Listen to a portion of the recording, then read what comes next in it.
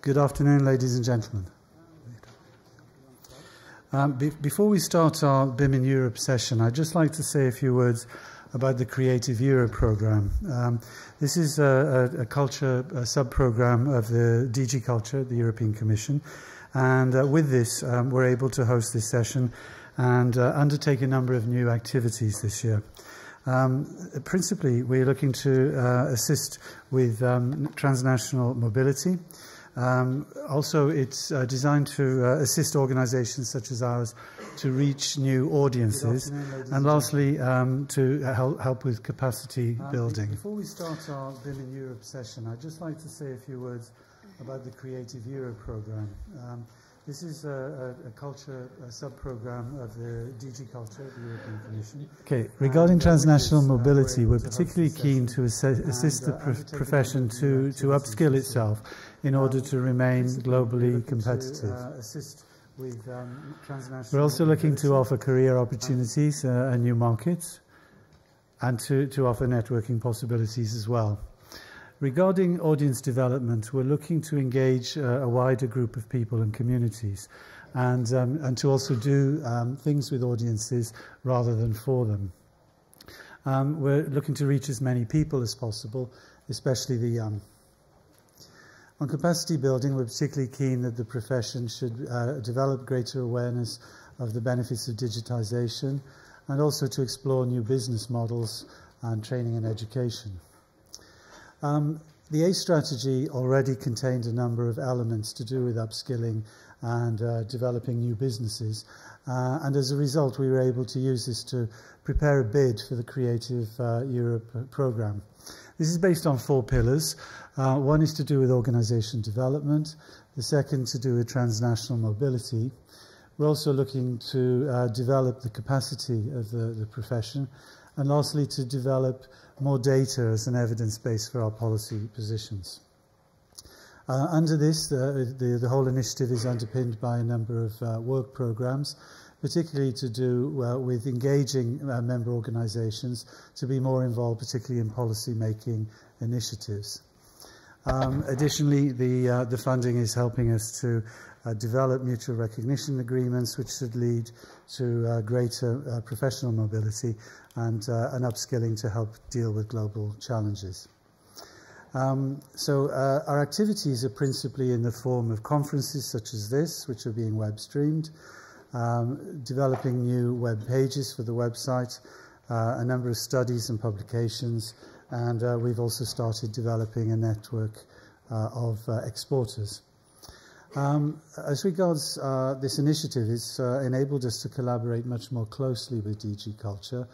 We've been participating with the European Network for Schools in an Erasmus Plus project. We've been running our own Best Diploma Prize for 3 years, which is now going to merge with the Mies van der Rohe Young Talent Architecture Award. And for next year, the European Year of Cultural Heritage, we're developing initiatives with the European Capitals of Culture and looking to organise our own conference on architectural heritage.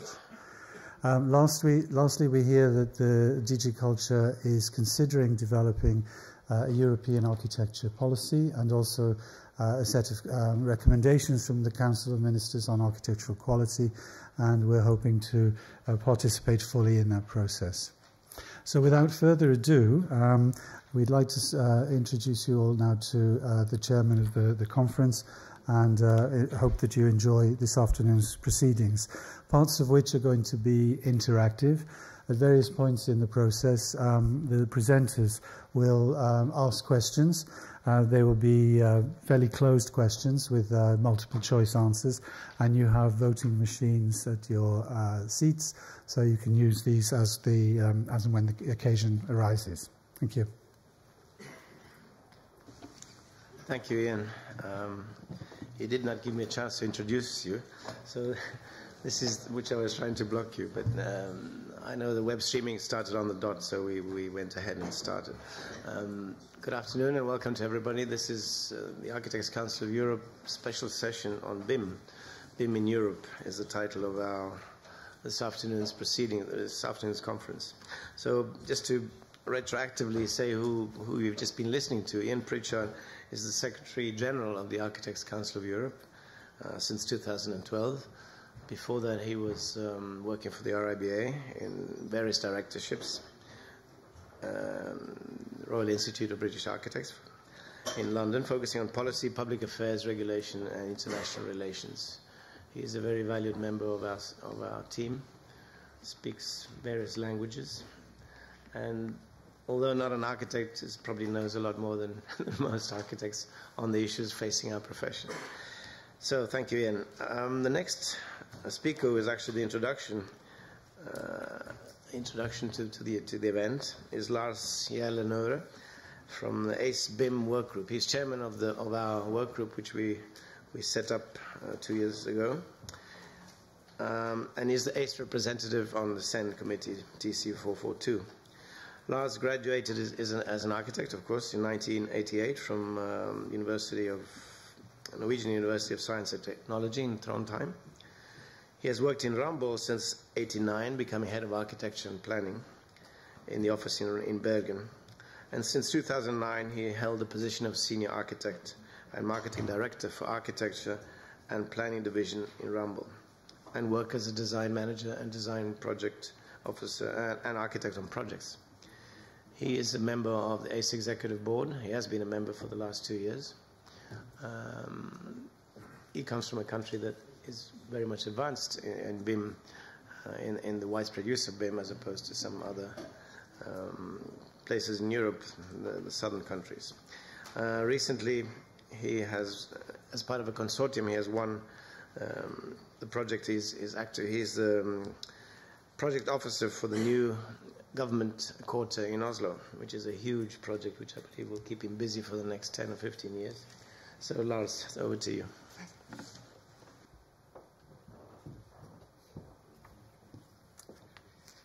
Yeah, thank you, President.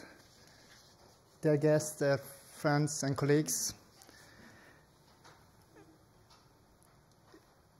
The architect's work is heavily inflected on BIM.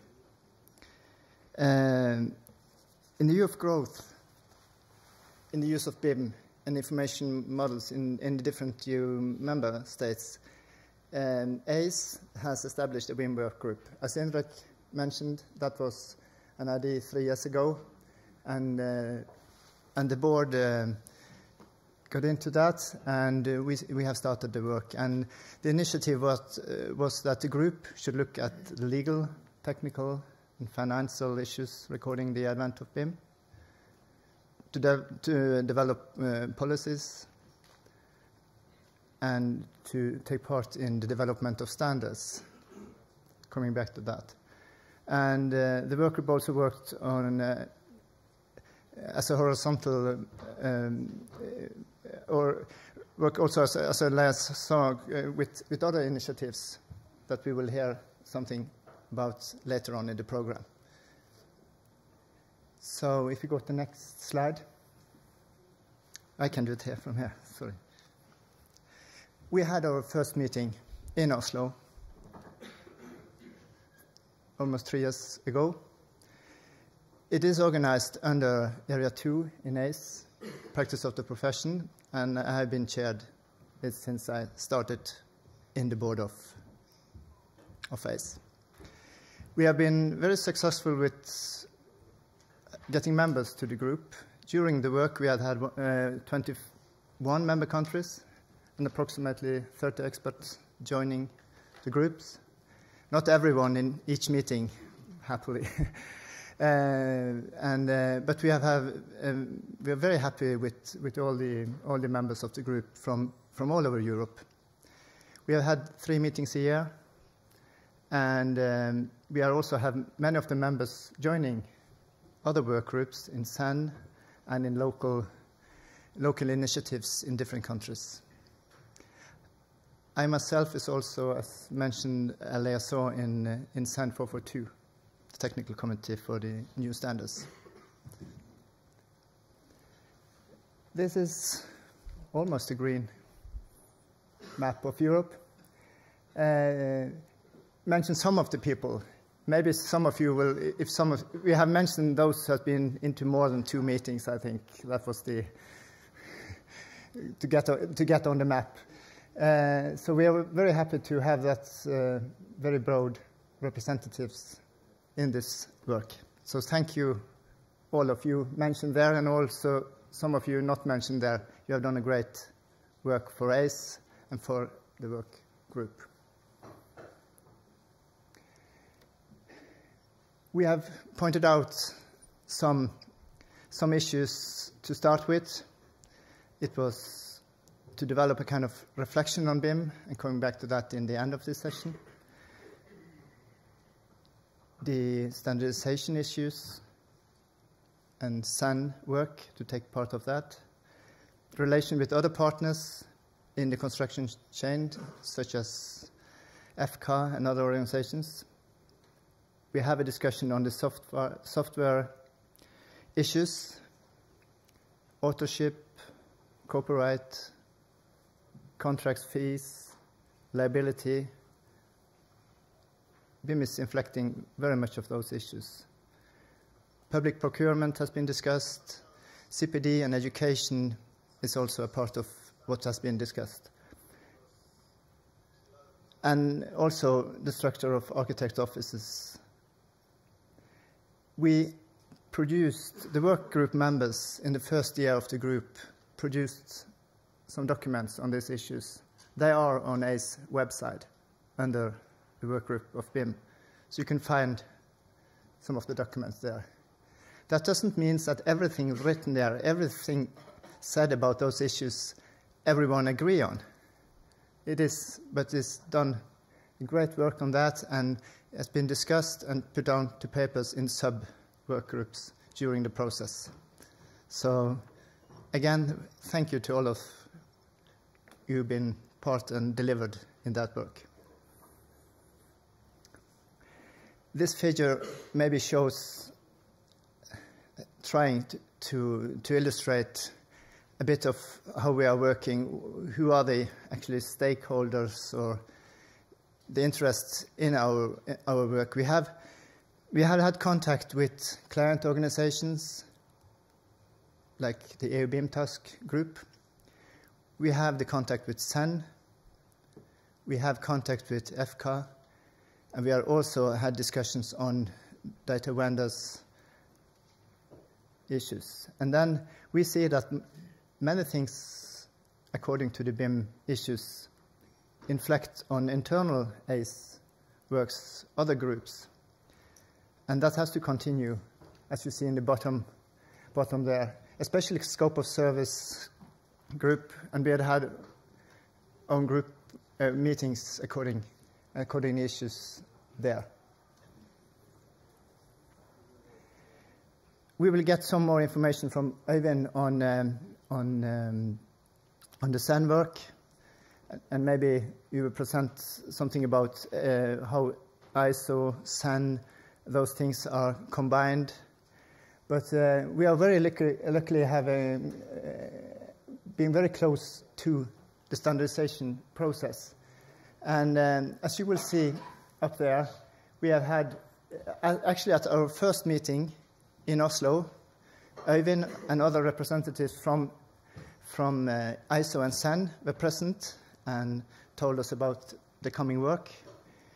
During the meetings, all the work groups in SAN, there are 4 work groups, all the four chairs of the work groups have visited us and giving them and told about the work. Most of them are architects from the SAN work. We also, from the EU BIM task group, Ilka May visited us at the meeting in Berlin, and we have also have Adam on a video in one of other meetings when they presented the handbook, so he will go further into that. But we have close contact with there, and thank you for that you could participate in our work and giving us the information. We also had meetings on EU level. We had a meeting with Lutz Koppen at DG Grow 1 year ago, And the A Secretariat also keeps the contact with AUDG Grow on digitalization and the BIM issues. So after that, maybe Luciano, if you present the next thing, and coming back to you in the end, and hope you enjoy the session and our speakers, and thank to all of the speakers joining us here. Thank you, Lars.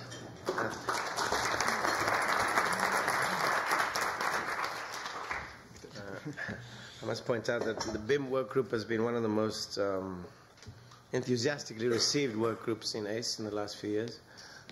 As you saw by Lars's little explanation, it was very well attended, stimulated a lot of interest throughout our member organizations, and I think sets a basis for a lot of hard thinking amongst our profession. I will introduce the next speaker, who is Øyvind Ruth. He's the chair of the Standardization Committee on Building Information Modeling from Norway. He's also senior technical advisor of the Norwegian Building Authority. Øyvind is there already. Please. Sorry, he will talk on he was reporting on the SEN standardization activities. Okay, thank you. I'm a little bit unsure how detailed I should go here, but maybe I should just take a little start. The SEN TC442 is a quite young committee in SEN. It's had the first meeting in September 2015. But it's quite an active committee, and the activities local in the different members are more or less exploded this year. When we started, the mirror committees in some countries was just 1 or 2 or 3 persons. Now it's up to 50 and more in some countries. We are a little bit lucky in Norway because we are not only the leadership in SEN, but we also have the leadership in the ISO committee supporting BIM. And we have the same secretary in the both committees, so that it means that we can be well organized and coordinated on both SEN and ISO level, and that is quite important in this because SEN and ISO work very close together.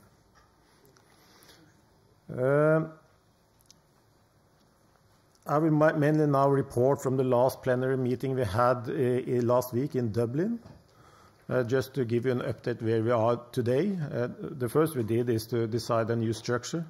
So you need to update your slides. What we mainly did is that we took the working group 1, which worked with strategy and planning. We had delivered an update on the business plan. I'll come back to it. Into CAG, which is the chairman's advisory group, and we have working group 1 on focus on terminology, because we have learned that is quite important in this matter. So we need to focus on terminology. But the other working group is exchange information. That is the group dealing with the real hard technical stuff, how to change information between software. And then you have maybe the most interesting group for you is the working group 3, is the work dealing with the processes. How should we implement BIM in the projects? And then the last one, working group 4, is mainly about products, and now is focusing on standardized product information. So in the future, when you're looking for product, you can just Google it, and you will find information supporting the properties you need in your projects. The chairman's advisory group is the conveners, which try to coordinate the work in the whole TC, and also now will work with strategy and planning in the future. We also will look into, was mandated now in Dublin to work with the role as a horizontal group, because what we are doing in SEN also have consequences for all the other TCs in SEN. That means we need to identify how to do this. Because when we, for example, this product standard, we will make a product template and a data format to transport this product data from one place to another, one server to another. But the content of that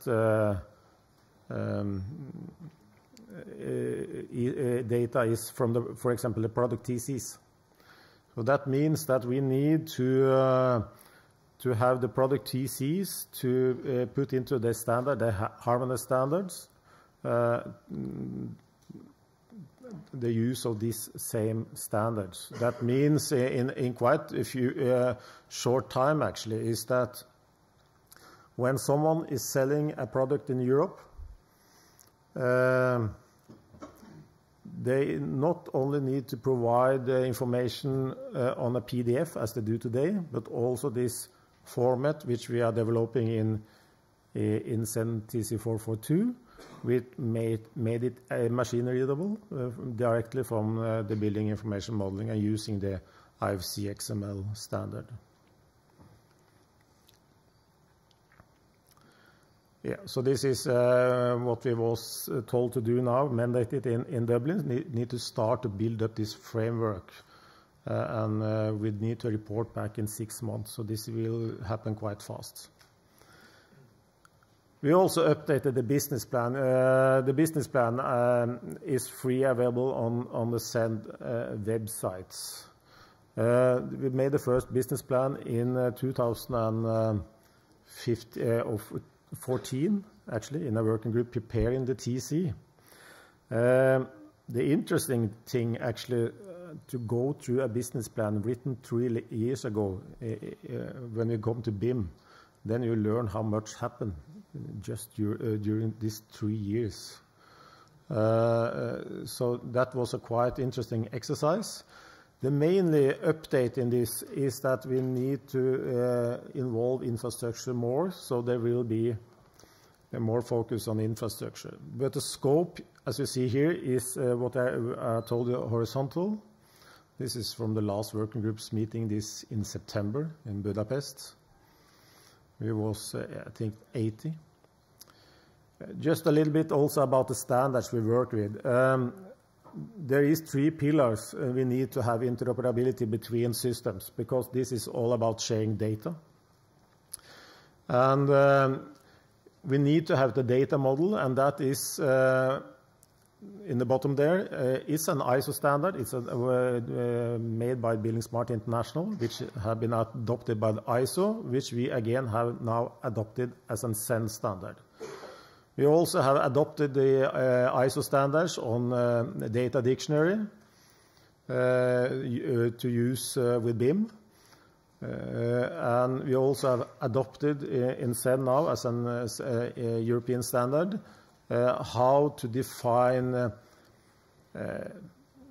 the processes or the information needing to support that processes, actually. So this is the standard that is most relevant, and the reason why I said working group 3 is maybe the most important work, because here we need to describe more in detail or more practical usable for mostly people, because the standard describe how you should, what kind of processes you should do to define your exchange requirement. Because there is a one-to-one connection between your processes, the decision you want to do, and the exchange information you need. So you need to define the exchange requirement. That's up to the users in the project to define. If you can do that, the software can pick it up using the so-called model view definitions and take care of the data. This is maybe LAZZARI mentioned a little bit about the connection. This is starting to be quite complicated, and that's the reason why I said it's good that we see that we have strong connection with the Secretariat on the ISO side, because you have the ISO committees, both GIS. GIS is important, dealing with BIM, because every asset we are building is placed somewhere on Earth.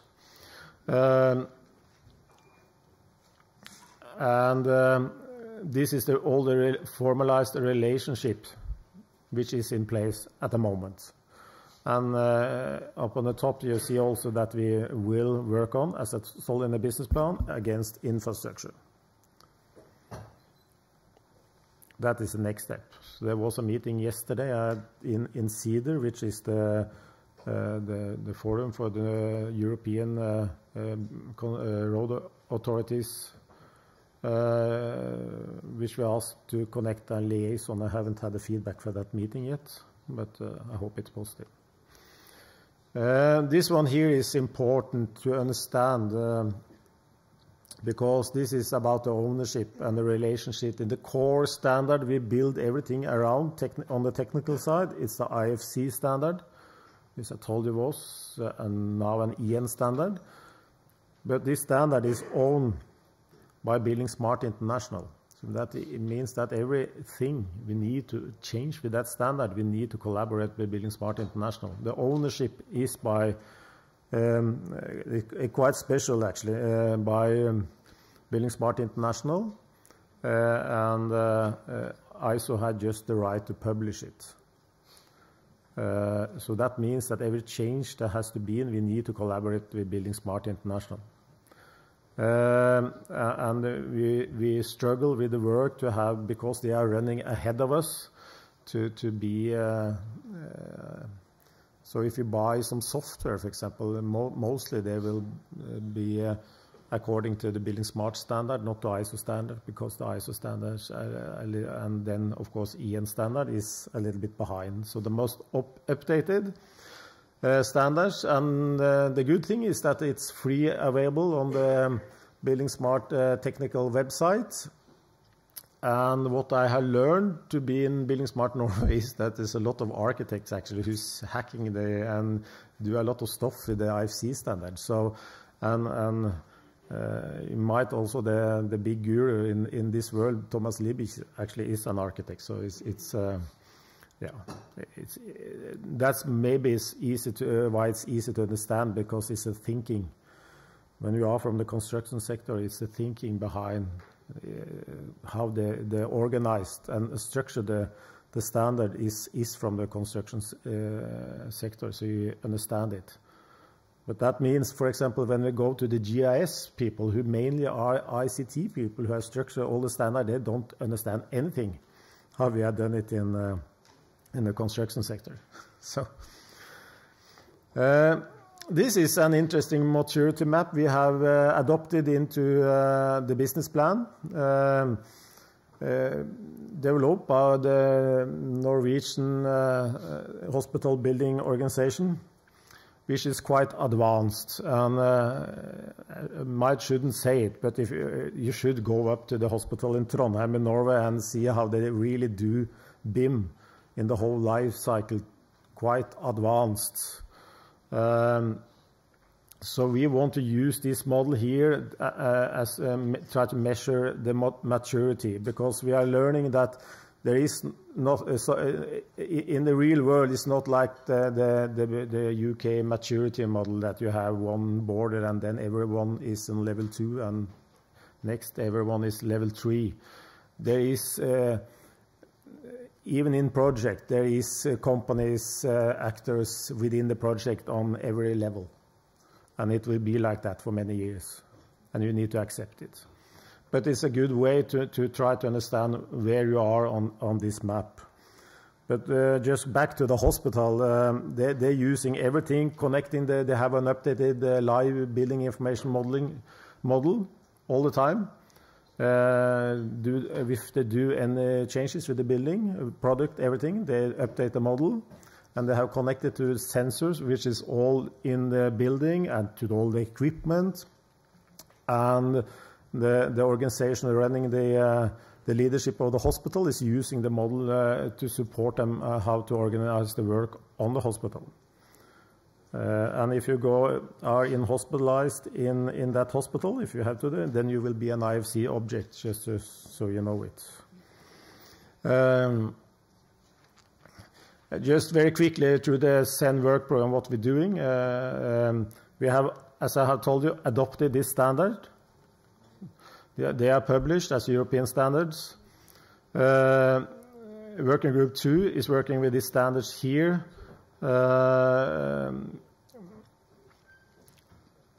Most interesting maybe at the moment is this level of information need, LOD or whatever they call it, standard. We need to find a way to how to deal with different maturity of the model. Working Group 3 have all these process standards, and there will be more, I know. Working Group 4 are working with the product standard. You can see where they are in. There is a lot of work doing, even if there is just a proposed new work item, because if you send the time from when you start activate a new work item to you have to deliver is just 8 months. So that means that they more or less have to be finished before they activate the project. Yeah. Here you can see more in detail. I hope you have the presentation where the different projects are in the stages. I will come back to the red one. Because maybe the most important standard, and this is the last I will take, but I hope you can take that back home to the different countries. The ISO 19650 it will be the framework for building information model, information management, dealing with building information modeling. It's based on the 1192 standards from UK, which quite a lot used, I think. But I have a feeling that UK maybe not. It has been really internationalized. So, but what we saw on the vote on the DIS this spring is that Europe voted against Part 2, and we had 1,000 comments, and we decided to take it on another DIS. The problem with this is that we need now to take on a second DIS, and we have used the time we have from ISO. So that means when we launch this for the second DIS that in the end of February, it's already sent over from the working group to ISO and SEN administration just to prepare and translation and all that. It means if you have more technical commits, there will be no standard. And we really need this standard to build up building information modeling in Europe. So please go home to the standardization, national standardization body, and please not too much technical commit at this stage. Because we have had, for the 4 years we have been working with the standard, more than 4,000 comments which have been dealt with. And I really doubt there is new comments that has not been discussed and decided on before. So that was a homework for all of you. Go back to your national standardization body and say no more comments. There will be an update, but we need to have the standards out there in market, test it, learn, and then update it from real learning, not more theoretical issues. Okay, thank you.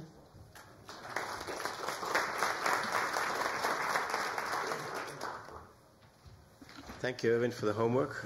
All these documents, I could find it hard to read, but they will all be on the website, so they will be very precious reference documents for us.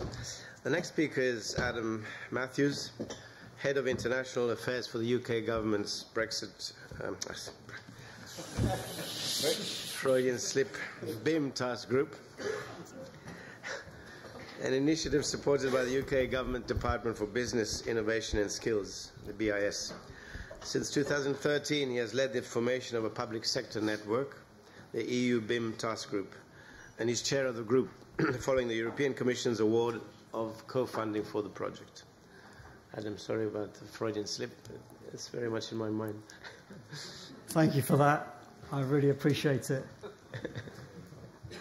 Okay, well, good afternoon. I'm guessing you must be really, really keen on BIM and this topic because it's Friday afternoon. It's freezing cold, and we're in Brussels, probably a long way from home. So, come on, let's push on through. Okay, well, great to see you all. And what I'm going to be talking about is really the drivers for change. We've heard from Lars and from Irvind and from Ian about the driver for competitiveness and standardization and thinking about how we do this as a common practice. What I'm going to talk about is how governments, and particularly European governments, Brexit aside, are pushing for this, are really encouraging it and driving it, really making a lot of this conversation inevitable. It's just a matter of time, I think, before we see this spreading across Europe. So, without further ado, I'm going to focus on the top circle, which is around what is the government conversation, what are public policymakers around Europe in governments and public procurers doing to help take their role and take their position in terms of encouraging this and accelerating the adoption in a standardized way across Europe. So I'm going to talk about who we are as a group. That is the EU BIM task group.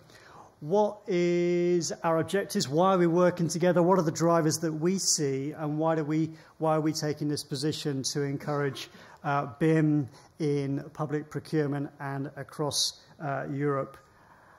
First of all, as a scene set, a number of you, I recognise a lot of the country names that are around our table.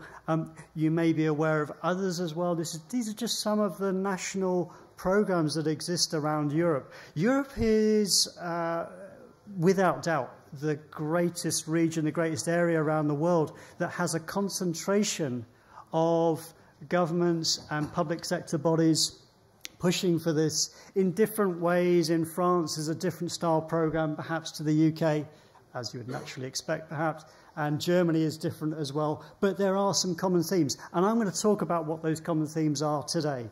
I'm going to talk about how we've recognised that if we go off with a different strategy, all doing our own different thing around Europe, that won't help. It will actually create confusion. It will create barriers for us to work across those markets. Ian described right at the beginning around competitiveness. So we want to drive for competitiveness. We want to drive and encourage productivity.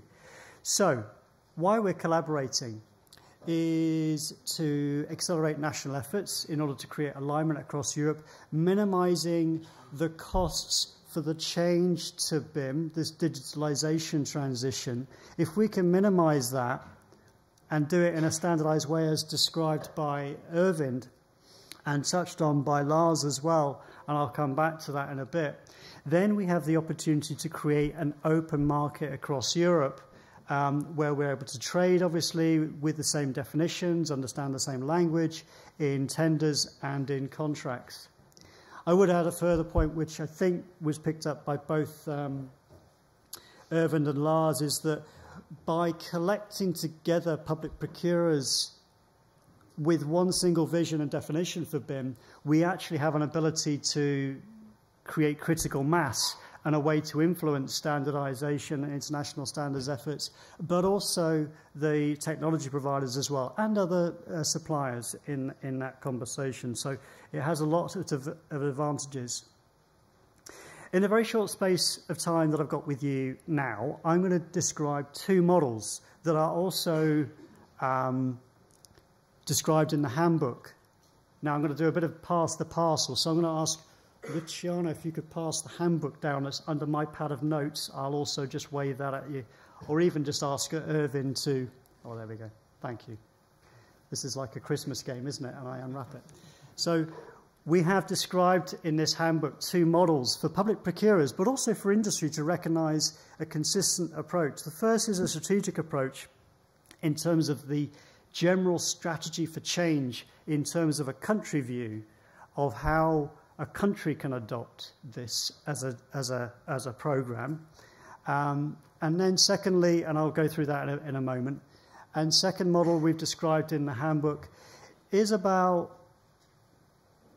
an organising principle for how we define BIM at a project level, an organisation level, and a country level. That's a really interesting idea, isn't it? That we could have a single definition that traverses those three different scales, that relies on this wheel that we're showing here. And it's a way of bringing some of what Irvin described and what Lars touched on, is bringing together this collective view of describing BIM from a documentation largely perspective in terms of legal side, legal issues, skills issues on the left-hand side, and at the bottom, the technical aspects, data and process issues. So using that framework and using those two models I've just touched on, this is the group. Now, the group is comprised of 23 countries currently. We got together with Norway about 3 years ago with Irvind and Diderik. This was the UK, and said, what about we just bring together a couple of people around Europe to see if there's interest at a country level, at a government level, in collaborating. And what was interesting to us was we got about 10, 12 countries first of all, and that rapidly has grown over 3 years, with the Commission support, I should add, to 23 countries. And a lot of those I recognise here as well. I should stress that this is a public sector network, so it's either public procurers, public estate owners, building owners, infrastructure owners, a really good mix actually of infrastructure owners as well as buildings. It's not just all about the building side.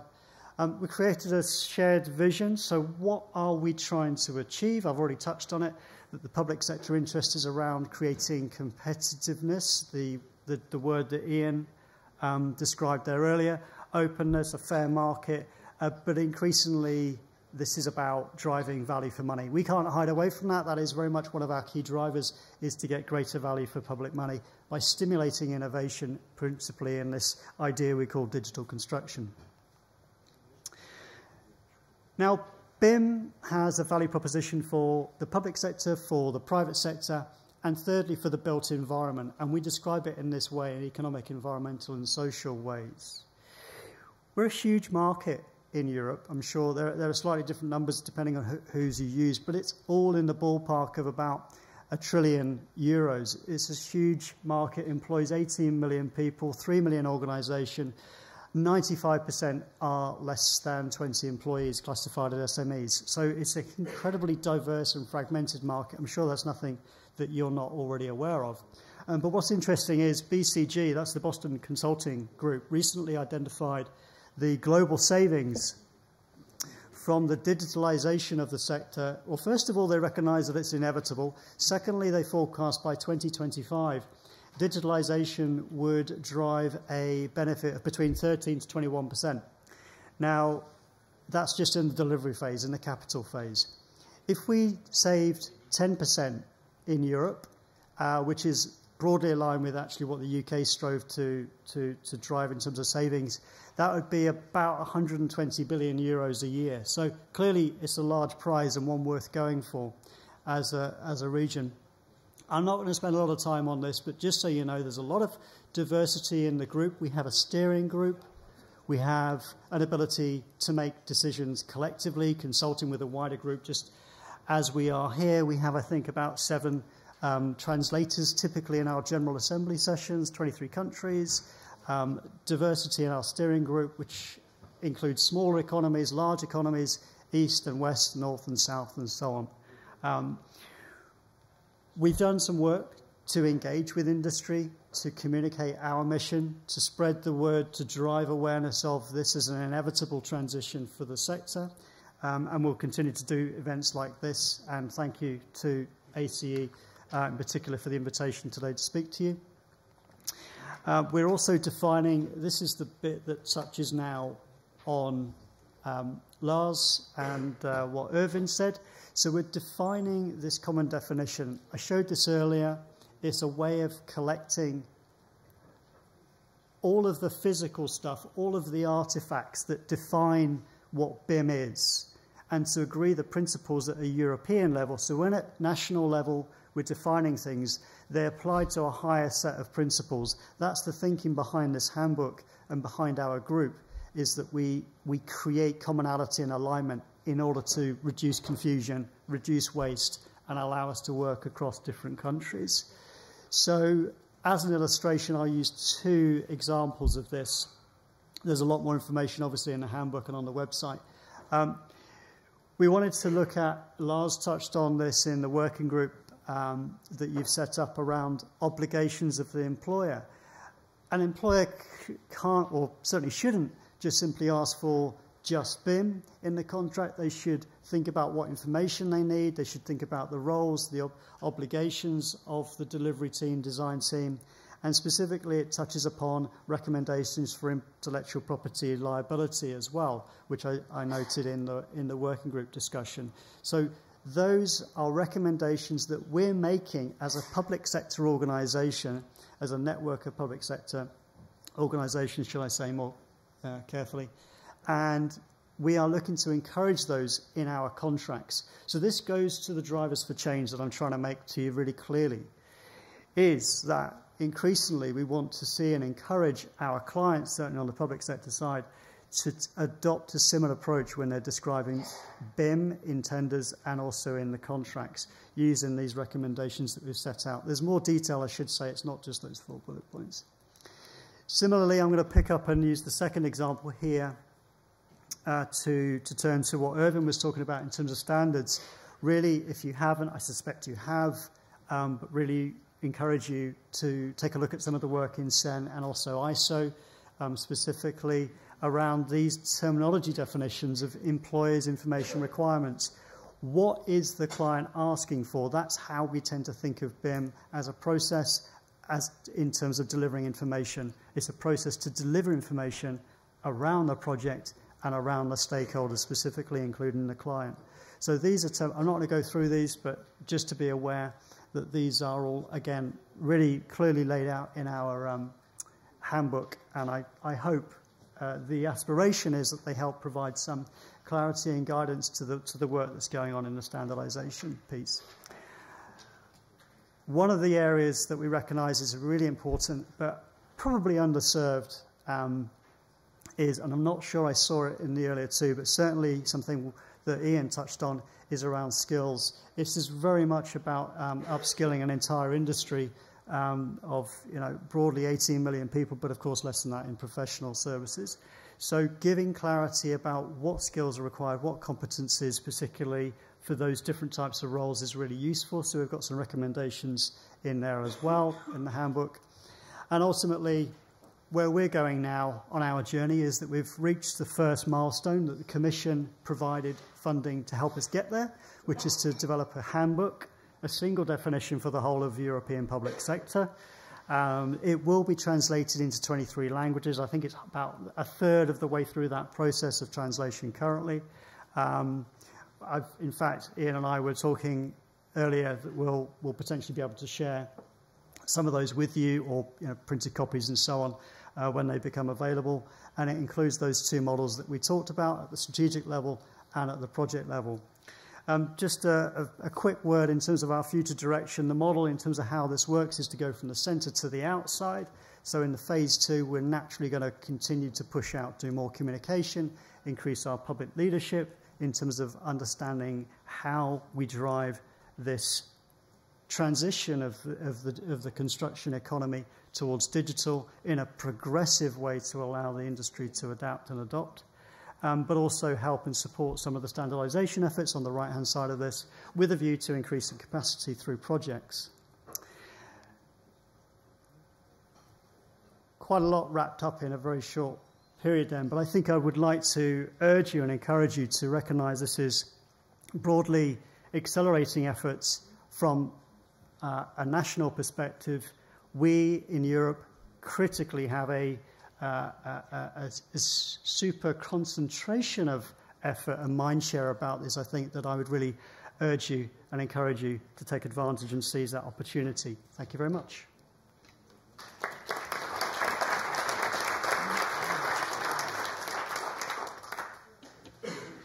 Thank you, Adam, for this very lively and impassioned speech. You're just quite infectious. The enthusiasm for BIM, I think, was quite transparent. Thank you for this. Now we're going to have a 3 small presentation followed by debate or question time from the public. So the first speaker is Annette. Annette Bakker from Norway as well. She's representing the Association of Consulting Architects in Norway, the ACA, where she's working as a legal advisor. Annette. Thank you. Thank you so much for the opportunity to speak here today and for trusting a lawyer to speak on this topic. Yes. I'm asked to present a survey we did this year amongst our members about their use and views on BIM. Our association is a little different from most of the rest of Europe because we are an organization for the offices, not individual architects. Although we have a lot of members without employees as well. We organize companies of building architects, landscape architects, and interior architects, and most architect departments of the multidisciplinary companies are also members. We have now around 600 member companies employing about 4,400 employees, and this represents 90% of the architect companies in Norway. So first, some facts about the survey. The main purpose was to map the architects' industry's expertise and use of BIM. We also wanted to search the ground to see if there was a need and or demand for a BIM course specially designed for architects. The survey was carried out over a period of 1 month this last spring and targeted both the executives and the employees. The response rate was very good. We had about 303 answers, but they represented between 150 and 200 companies. We got answers from companies of all sizes and with respondents with different roles in the companies and projects. And when I say all sizes, you should bear in mind that in Norway we have the largest architect firm has about 300 employees or architects employed, so it's not big in European scale. So when I later refer to large in this relation, it means companies over about 50 architects. So the next 2 slides will contain a very short summary of the findings, but you will find more details in an extended version that I have been handing in, and I guess it will be on ACE's website. The survey shows that most companies in Norway use BIM, and they use it to solve a variety of different tasks. A large percentage of the respondents believe that BIM gives them a competitive advantage, but here the opinion differs from between small and large companies. Few respondents experience that BIM prevents them from participating in bids and competitions, but the profitability of BIM needs to be worked on. Regarding the capability of BIM to secure increased architectural quality and sustainable architecture, the respondents are cautious. But the largest companies report that their BIM competence gives them increased influence in processes and projects.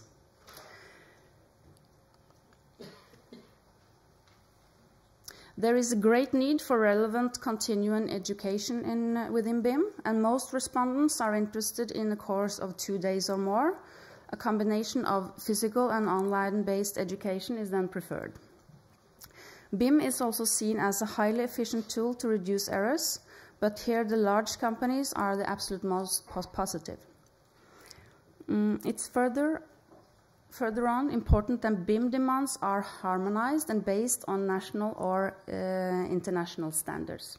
So you're doing a great work over there. As you can see, next to all respondents report that they use BIM in projects. The key to this probably has a lot to do with the fact that our lead public client already in 2010 demanded all their projects will be delivered in BIM, and many others have followed their example. We also see that the majority of the respondents have conducted projects where BIM has been part of the management and execution of the project. Many also work in companies that has had multidisciplinary BIM responsibility, and 97% use either Revit or ArchiCAD.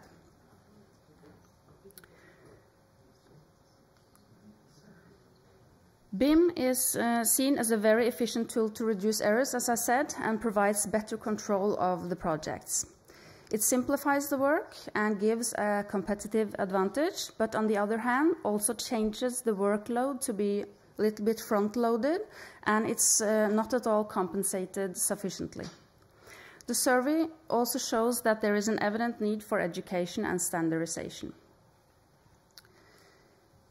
It's used to solve various tasks, the most important being visualization, interdisciplinary coordination, exchange of data, and collision control.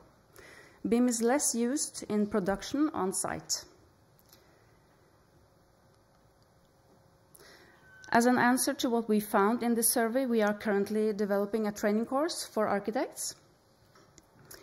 And it's being developed by our very qualified BIM expert group in Norway, and we hope to launch before next summer. It's based on the Building Smart training curriculum. It will be a 2-day course where certification by Building Smart is possible but optional. Our ambition is then to ensure an easy transition from training to mastering on projects by being specific and providing good examples for the use of BIM. The course will contain 8 modules with different topics that you can see here, including framework conditions, deliverables, modeling, coordination, cost estimation, etc. The modules, they have each a set of goals defined by the Building Smart training curriculum, and I have simplified the goals here in this chart of the next 2 slides, but you can read this for yourself afterwards. So, thank you.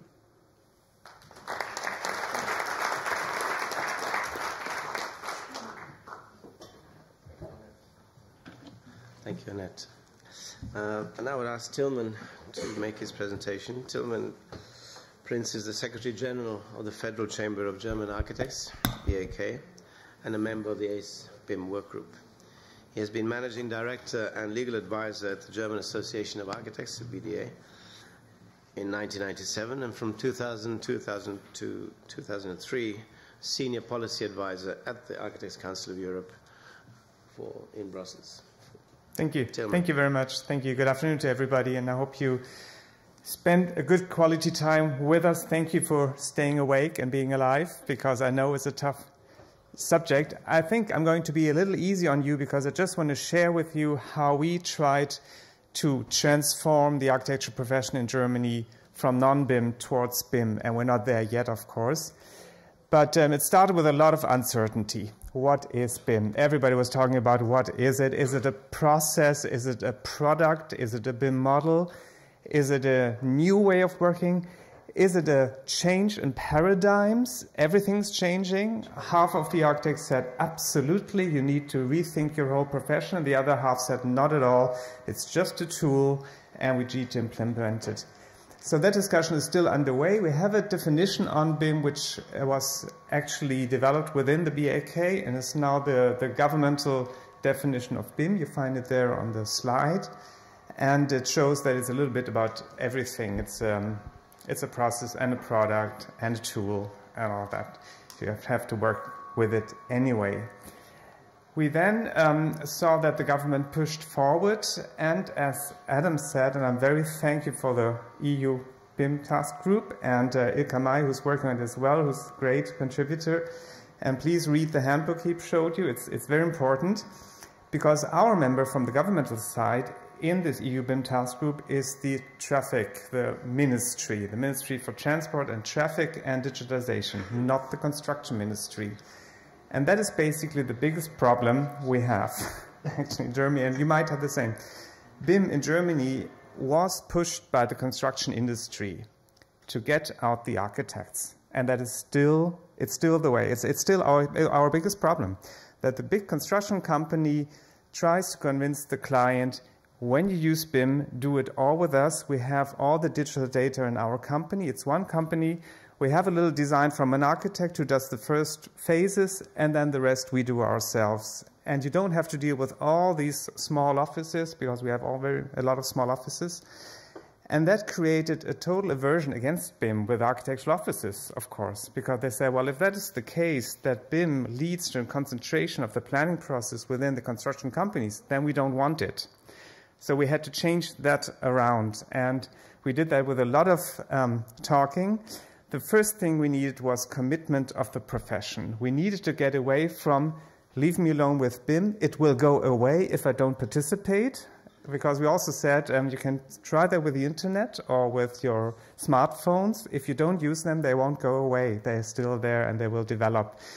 So from this first objection to the whole subject, we turned around and had a real strong commitment to this, our General Assembly. This is not voting on BIM. This is a vote on something. But just to illustrate that now the whole chamber, and once the chamber is on board, all 130,000 architects in Germany are represented to be on board. There's a strong commitment now to deal with the process and to put the architect in the leading chair in this process. That's the thing. It should not be the construction industry, it's the architect who should be at the center of BIM, of course. And that commitment, that's the first stage that needs to be taken. Then we created a huge network, of course, that partly was already there. You see our ministries here on the right-hand side from my side. Of course, you see the standardization organizations. We try to put people in all the CEN and ISO and the German National Standardization Committees. There are a lot of organizations dealing with BIM. And in the middle, we created in our office of the chamber a new department only dealing with digitalization, which is only 1.5 person, 1 part-time person, 1 full-time person. But at least there are people working only on digitalization. And of course, it's much more about BIM. It's about 3D printing and self-driving cars and robotic and everything, which is included, of course. But that was the next step. After the commitment, we took the organizational measures to deal with this full amount of information that needs to be handled and all these people who were interested and pushing their different interests in BIM so that we have an overview, which is super important. Then we gave some orientation by publishing our first book, which is called 100 Questions, 100 Answers on BIM. And it deals with everything. What is BIM? How much does it cost? Where do I get it? Which kind of software? What is open BIM? What is closed BIM? What is IFC? The intellectual property, liability, contracts, and everything. It's a small booklet, and it was very successful because it answered just these general questions when everybody was talking about BIM. I mean, probably you all remember the first meetings about BIM was a room full of people, and everybody was talking about BIM. And then somebody asked, well, who actually worked with BIM? Nobody. Nobody in the room had worked with BIM, but they all knew what to do with it. So now we try to give a little orientation with this book, and now we have a second book which gives more guidance and goes more into deep with the contract, the remuneration, how to protect intellectual property and all of that. So that gives more substance now on how to deal with BIM.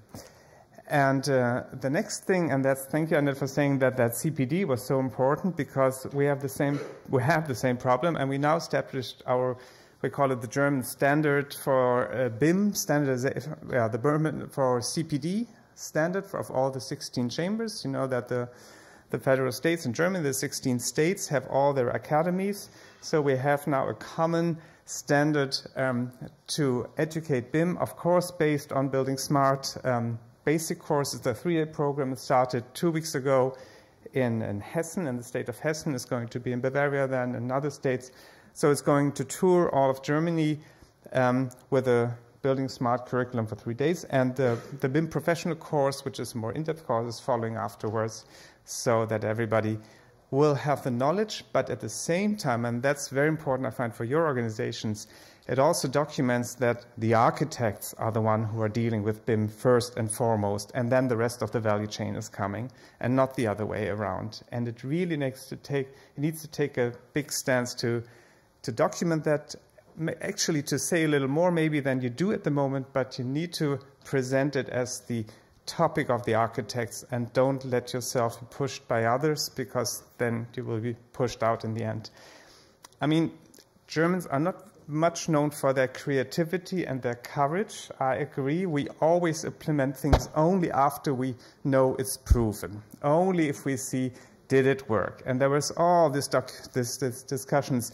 Is there a building that was ever built in BIM that was successful? And who said there was a 30% better rate or anything. This is not proven, so we don't do it.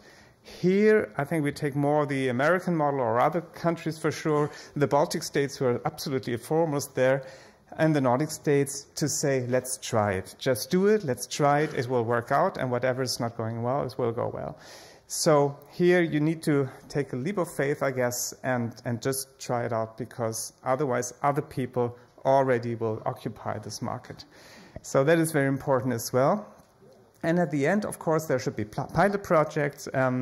The government is actually doing the new embassy in Austria, the German embassy in Vienna, which is going to be a pilot project for BIM, so that the government can document, yes, it is working, and these are the challenges, and these are the opportunities.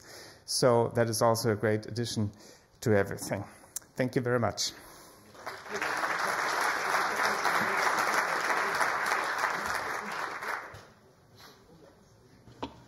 Thank you, Tillman. I liked your little quip about architects hoping it will go away. And it's quite emblematic to think that we pride ourselves on being the leaders as an architectural profession, should lead, are leading, do lead. And yet we've been talking for an hour and we haven't had a single architect make a presentation on BIM, well, except for Lars, of course. So our next speaker is Peter Sørensen from Denmark, again. I could also say it's been completely northern as well.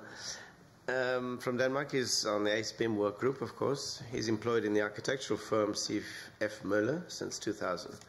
He's a member of the National ISO office and has been participating in the CEN committee. Peter. Good afternoon, everybody. Thank you for the AEC to have the opportunity to speak here. I'm coming from C.F. Møller, the architectural company in Denmark. And I'll start my...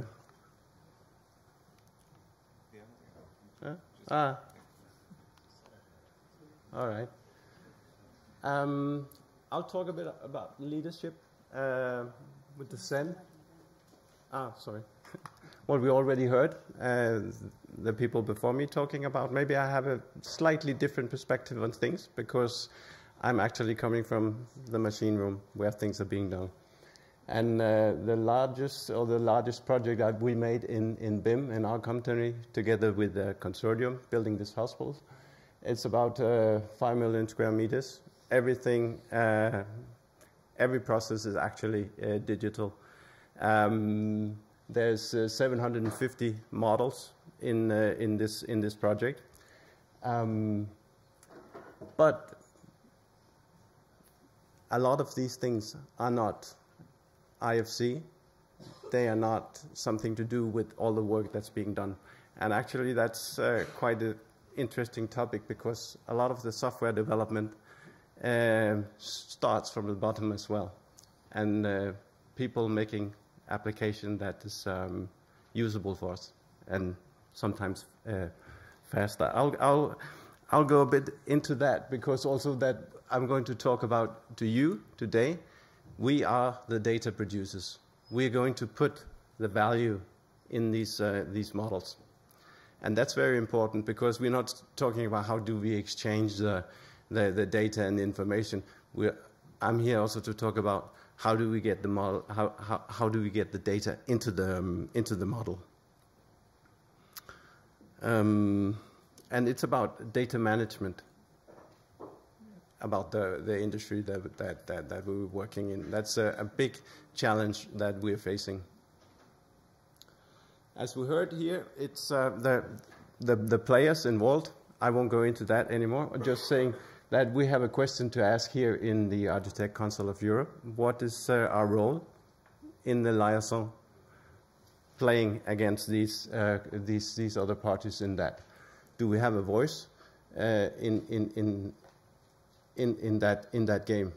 And so I think that's decisions I have to make, how we want to interact with the work that's going on, because digitalization is here, and it's inevitable in many ways.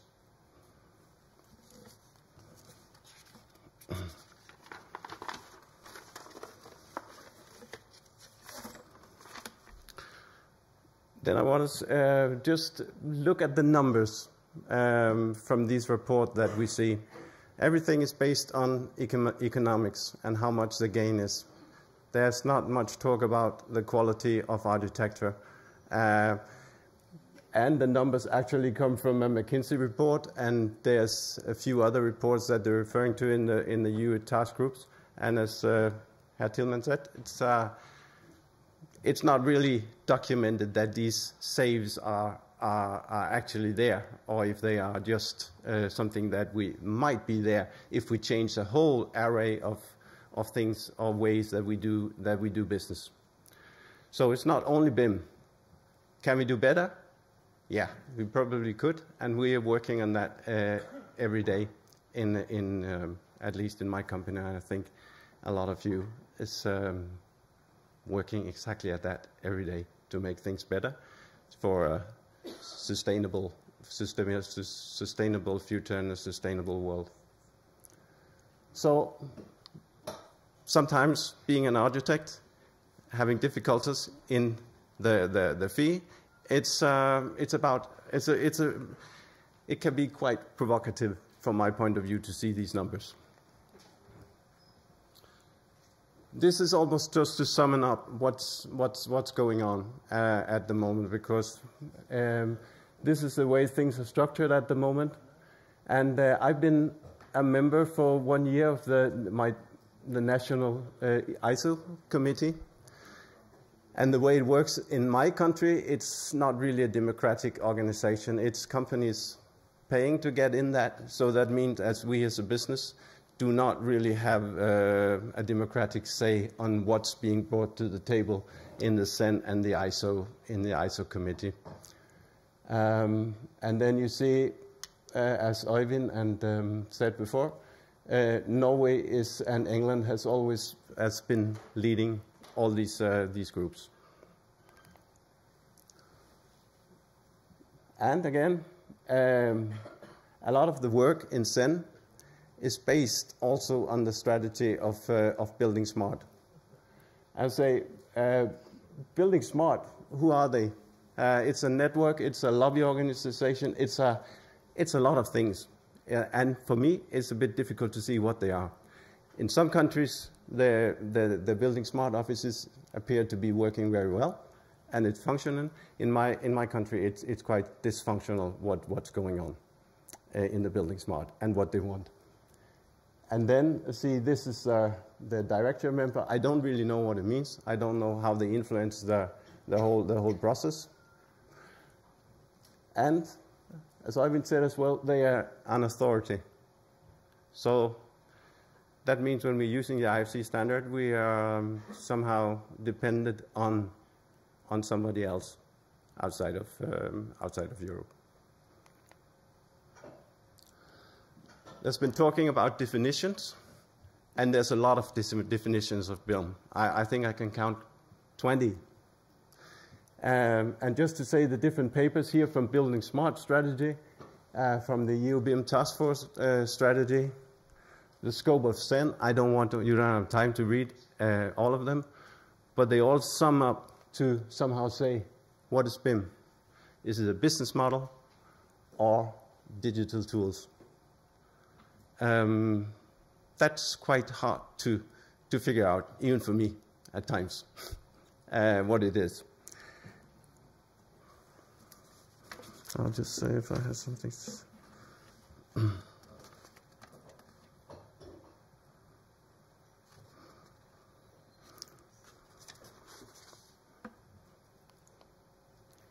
So I'll take one step further down to say what are we actually talking about? What are the key words? You've been hearing some of them today. That IFC is dealing with interoperability. It's a language of mathematics. And I'm actually happy that people in CEN, and there's somebody trying to develop a format like that. I think it's a good idea. It's been going on for quite a while, since the 19, where it was called the end of Babel, somehow to make everybody the possibility to talk together. Then there's another word, it's mythology. It's about semantics and language It's about the way we work together, what things are going to be called. Again, that's one of the areas where I find that the Zen work is very appropriate and very needed to somehow get the right property set and get standards for the way we standardize properties. That's, in my opinion, is a good idea. So IFC is for me, it's a file and data format. That's the basic thing of IFC, and I think it should be the basic work of Zen and building smart. I'm getting a bit nervous when you start to talk too much about processes, because it's getting very close to our scope of service. That's my experience. So what can we use it for? We also heard IFC can be used for collision controls, quantity takeoff. It can be used for coordinating things in projects where people are using different types of software, which again is a good thing. Integration with other databases for production use is where the process deal comes into it, where you start to see a big picture of which data is going to be available at a certain time in the process. And we're not there yet. IFC is slow, it's heavy, and it's always not what we want, because we want seamless round-tripping of data when we work with our colleagues. That can be in databases beside of a graphic software, but that's where we have our efficiency, and that's what we have to somehow try to achieve to be productive in a daily life.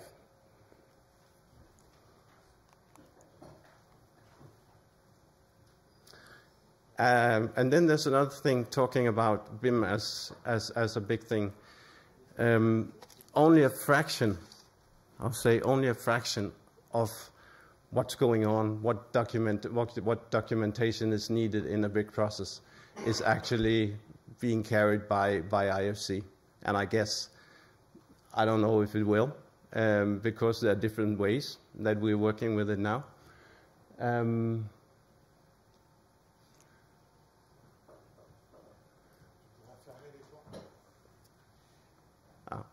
So I think that's what we're talking about actually when the EU task force is talking about a business model.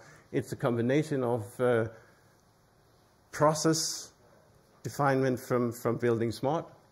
It's about using a specific format, and it's about the regulations of Zen, and then you have something that might be called a business model. But I see there's a question to ask. If IFC is the authority of this, we must ask ourselves as European, how can we have some influence in that? And that could be a topic for AC as well.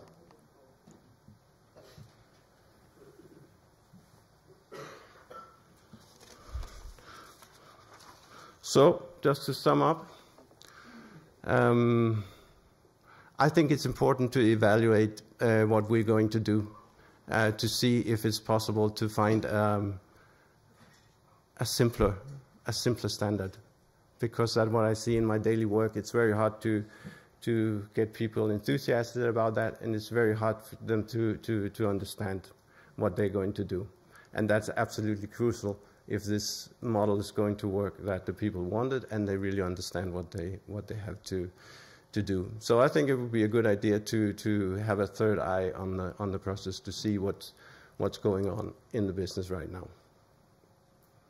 And then I think also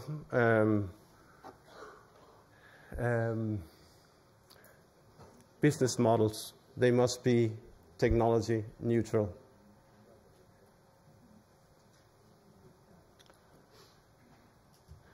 Then there's a higher cost for data production due to a lot of factors. But we see actually about infrastructure, web speed, the positioning of data, where do you have your data, it's getting a very, very big machine for a company like us, for 350 people, to keep track of that. And we pretty much it's easy to be out of your comfort zone because we're not programmers, and we have to hire people actually to control a lot of these things. So BIM is definitely not without extra cost for us as a business. And as also had TILLMAN said, it's very important here from AEC to take up that glove and say we have to convince customers that we, of course, want to deliver whatever the clients want. That's our primary goal, and we strive to do that. But we can't do it for free. And then I think, as last, if somebody is thinking about that, I don't know, these things coming from it shouldn't be make mandatory in Europe at the moment. I think the time is premature, and there's still a lot of work and development to be done. Thank you.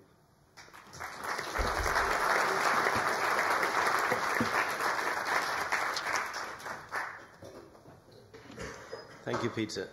We now have about 30 minutes, just under 30 minutes for questions and answers. These are questions posed by the speakers to the public, to everybody here. And we have these little voting machines that enable us to give the answers. I don't know how many questions there are, Gerardo. I have my own question, though. Before we start with the official questions, I would like to ask a question to the speakers. We've seen the cost. I mean, I've seen figures that were, I couldn't even count. I don't know what $1 trillion is, but I know it's a lot of money. So savings. But we've also talked about costs in Peter's presentation. It is quite clear that this has a cost to the offices that produce BIM production information to the client. I've seen in my experience in Italy, which is a country that has not got a large use of BIM, not yet, that A, the clients are not prepared to pay for it, B, the builders are completely ill-equipped to handle any such information. And the offices, Denmark mentioned having small offices, 300 people. The actual average in Europe, I think 72% of the offices in Europe are 1- or 2-person offices. This makes it very expensive to be able to transform your office into BIM production. So my question is, do you think, because there's such a large public interest scope in BIM, I mean, we've seen it over and over again in all the presentations, could we think of an ideal world where somehow this is subsidized to enable Europe to be transformed into a more widely BIMmed production in architectural offices? In other words, help the offices. I mean, I've been trying to get a discount rate for the software, which would be a start.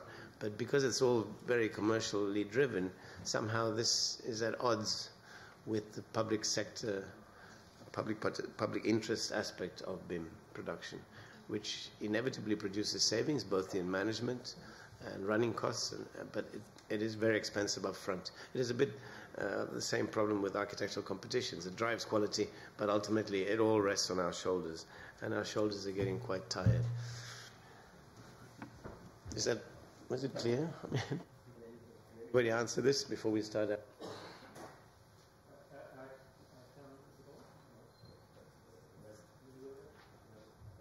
This one here, okay. I can say that in the CEN 442 there is a huge focus on SMEs. I think the SME Organization of Europe is on our shoulder all the time. And also yesterday I was here in a meeting with the EU Commission discussing BIM, and the main focus is what about the SMEs. I think that actually is a quite heavy topics, and it will be not mandatory anyway before they have solved that issue.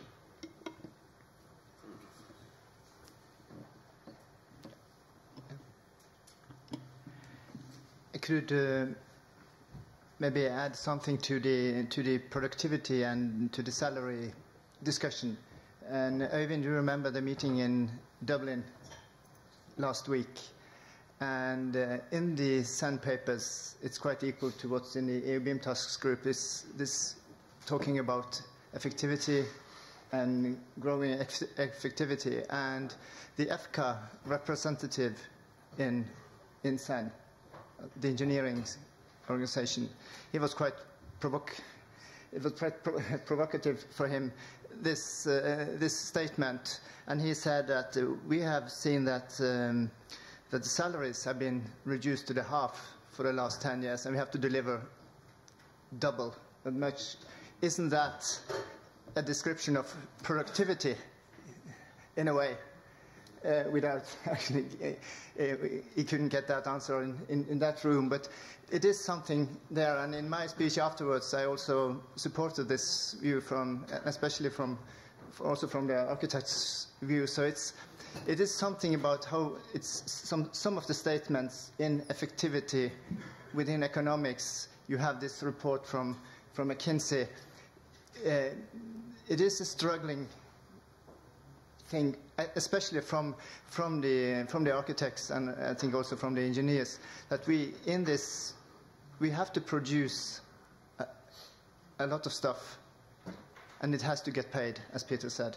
And actually, I think that from our place in SAN, we can make that statement, being there and showing that we can't just say this and that without.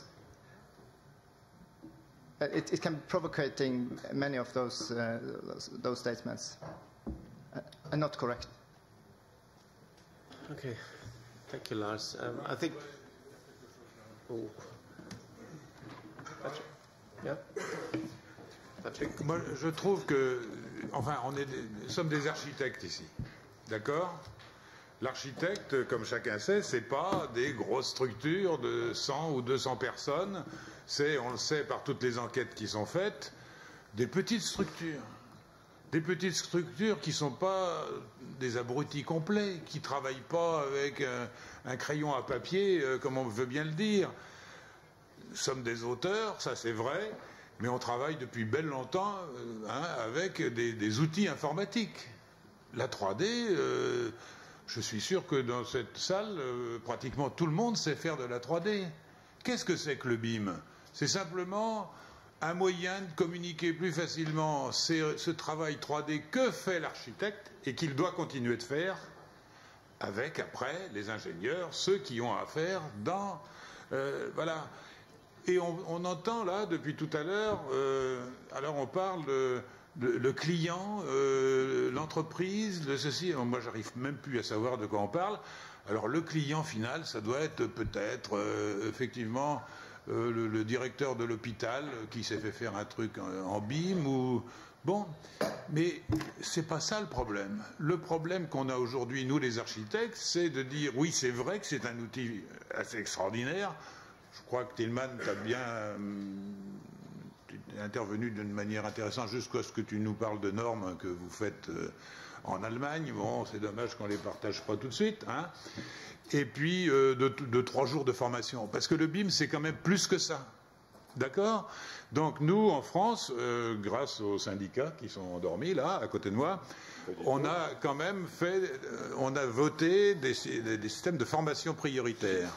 Parce que c'est pas en 3 jours qu'on va demander à nos salariés d'apprendre le BIM. Ça, c'est du ridicule, ça. C'est pour dire... la Commission européenne oblige à faire des concours avec le BIM. Bon, je suis BIM. Non.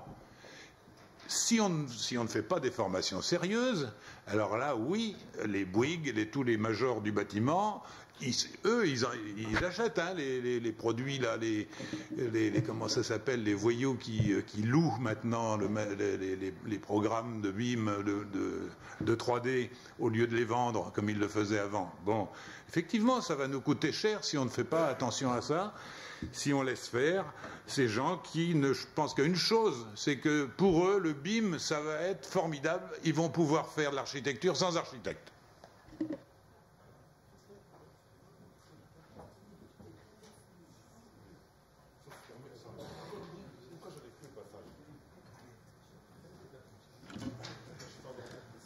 Thank you, Patrick. I don't think that was a question, but you certainly have a lot of the concerns that are shared in this room. I think we need to, for purposes of our program on the Creative Europe, we need to take these questions now. So, Gerardo, could you please start the visual presentation of the questions presented?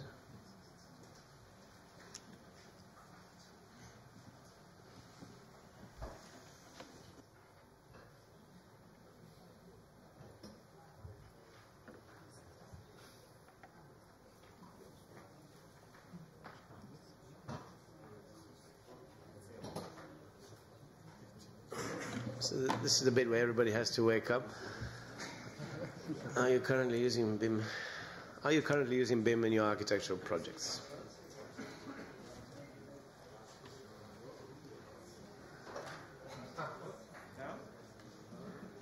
Can we start?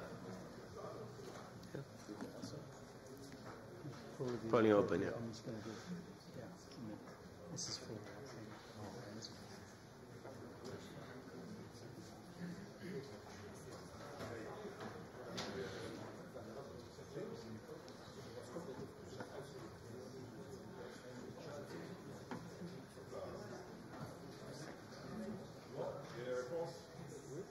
But could somebody explain why NA has 28%? It means because you. Yeah, but then you shouldn't be answering because you're not doing architectural projects. Okay. That's why I said no answer. Okay. Maybe the question was phrased wrong. So, question 2, if yes, when did you start to use BIM?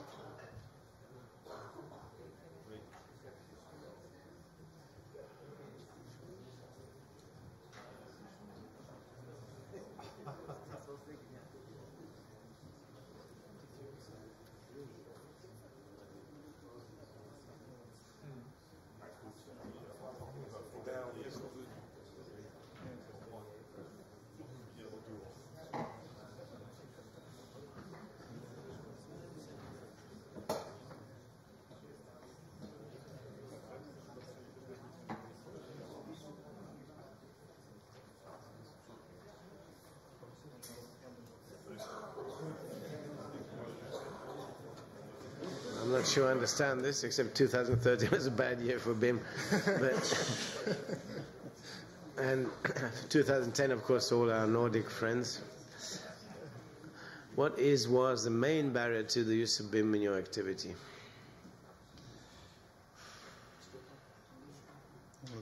You can read it, yeah.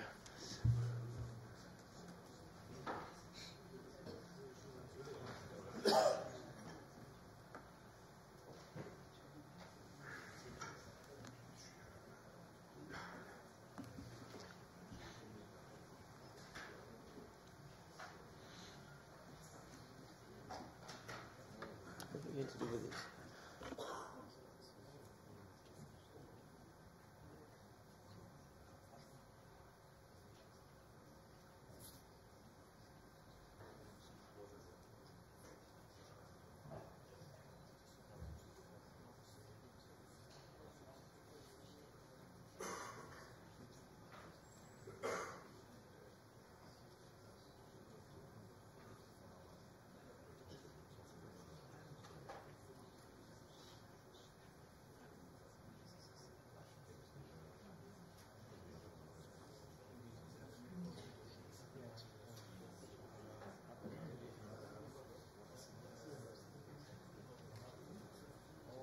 This is interesting as well, because the others are almost the majority, and well, 2 is quite obvious, I think. Paradigm shift, legal issues, small. I was wondering, could anybody, those who voted, the 37% who voted for other issues, could somebody give me an example of other issues? Sorry, just one at a time. So. Costs of buying software. cost of software. Eugen? Not requested by our clients at all, and it's not part of the German how I keep. The microphone.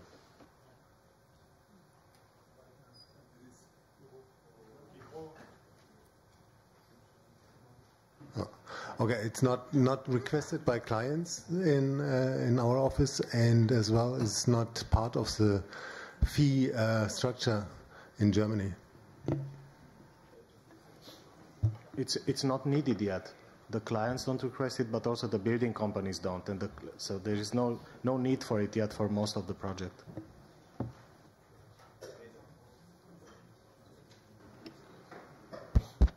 It's not yet a guarantee of quality to use BIM. Yes, sometimes scale of projects is not conducive to use such a complex system, and you don't have coordination with other participants in the design team because of that scale. It's not a vehicle that is suitable.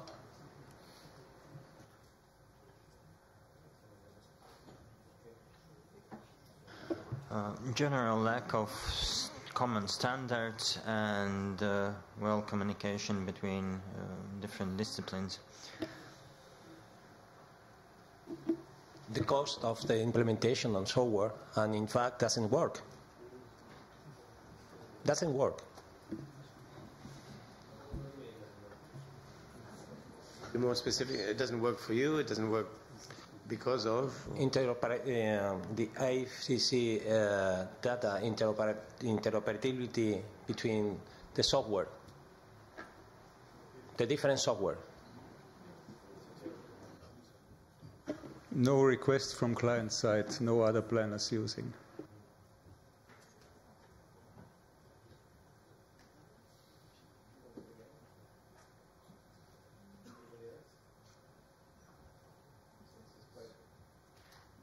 Again, quite a clear indication of the split in Europe. I mean, I would say all of these things apply to most of the southern European states that I know. Do we have more questions? So, how many questions are there, just so we know? Gerardo? 20. Okay. We can take that later. We have two or three more, and then we stop. To do what? We can have 3 or 4 questions. You have some? No, we can go to 2 and 3 and then we stop. Just go. I don't know.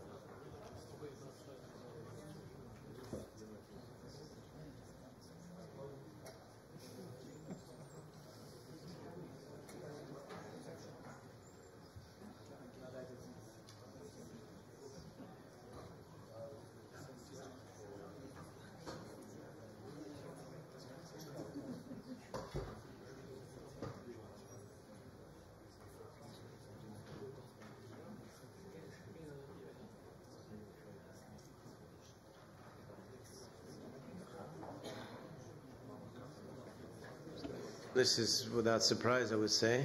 I'm not sure how many conflicts do arise during construction. If the same could be said about any project well done reduces conflict without BIM. The next question.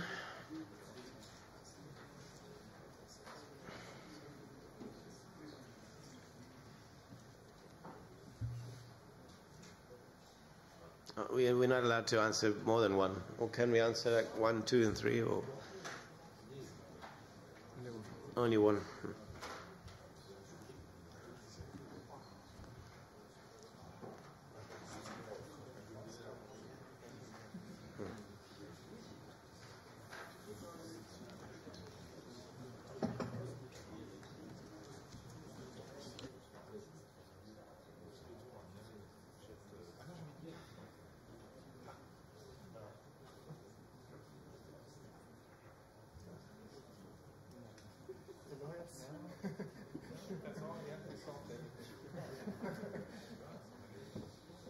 you must be relieved. There's no work for lawyers.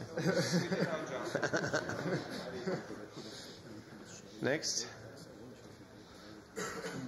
S'il vous plaît, je voudrais intervenir là-dessus. Merci. Dans la suite de mon cher ami Patrick, qui pensait que je dormais, ce n'était absolument pas le cas.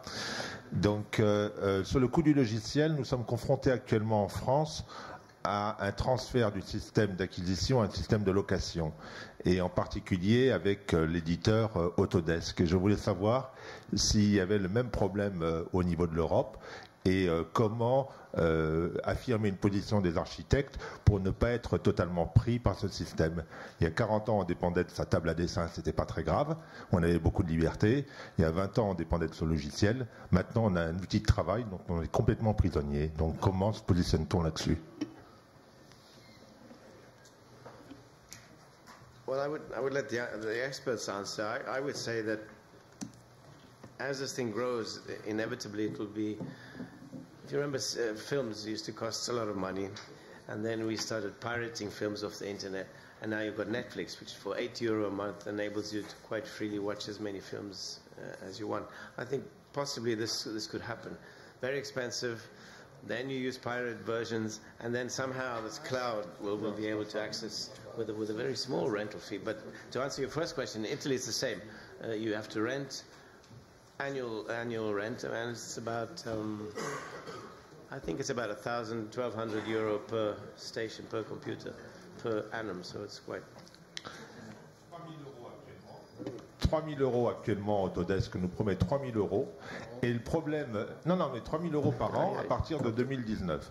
Donc la question est fondamentalement différente d'un film ou d'un autre élément qu'on achète. Si on ne veut pas prendre une BMW, on prend une Audi. Là, on a choisi un logiciel dont on est prisonnier, c'est-à-dire qu'on a 5, 10, 50 personnes qui utilisent ce logiciel. Et après, donc, pour changer le logiciel dans une entreprise avec du personnel, c'est totalement impossible. C'est-à-dire que il faut absolument que le droit de la consommation donne du pouvoir à ceux qui font l'acquisition de logiciels de lutter contre une augmentation qui peut être à l'infini. Il n'y a aucune barrière aujourd'hui.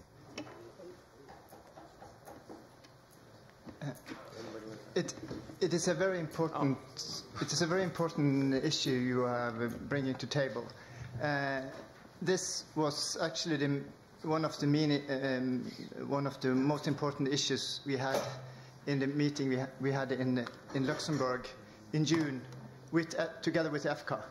That was, and we decided to make a common initiative with EFCA on this issue. And the administration should work further on that. It's not only about costs, it's about the ownership of data. It is updating programs. If you not do that, how do you get your data? All those things. So that is working with the administrations of EFCA and ACE, and maybe bringing that also to a political level. That is discussed now. So that is, as I said, one of the most important issues that should have been brought earlier into debate. So thank you. Yes. May I add something to your question? As Jarle said, yeah, that's true. But I see we use a wide variety of software-based cloud solutions, whatever, and it's becoming a big issue having exit strategies for your data. Because sometimes you just have a very short time on a project where where the project data is out on a server somewhere, and when you close down that server because you don't want to pay for that the next 10 years, you can't do that.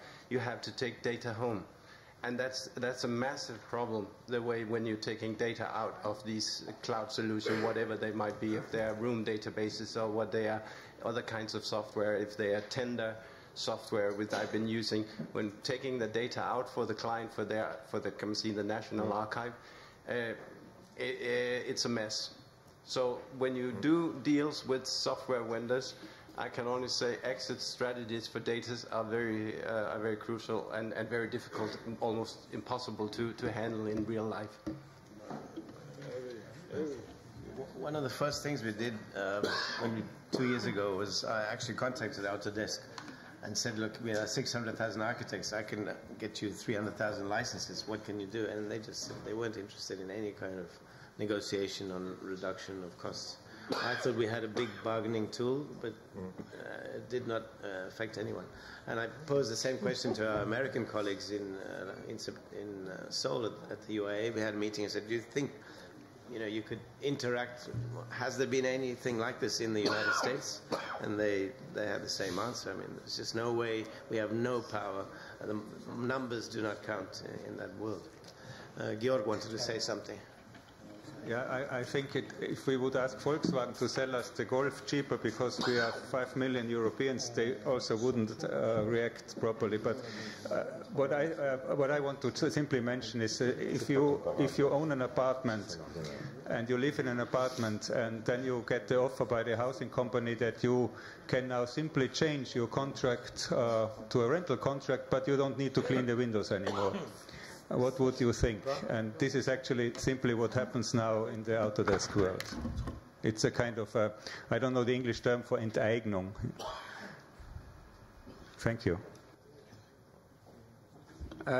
Just to add, because I think we as a profession, we are partly a bit naive with all these things. That I'm not a fan of conspiracy theories, but in a certain way we have to see that there are more or less 3 companies worldwide who are operating in this IT sector, and there is a certain dependency coming up which we at least should be aware of. Just a comment. I think there is a reason why Autodesk and others are a little bit afraid of open standards, because it can happen actually when the markets don't like what you do, that there will be others out there coming up quite quick with other solutions that fit the markets better based on the open standards. That has happened elsewhere, and it also can happen here, and I think that is something Autodesk are thinking a little bit of.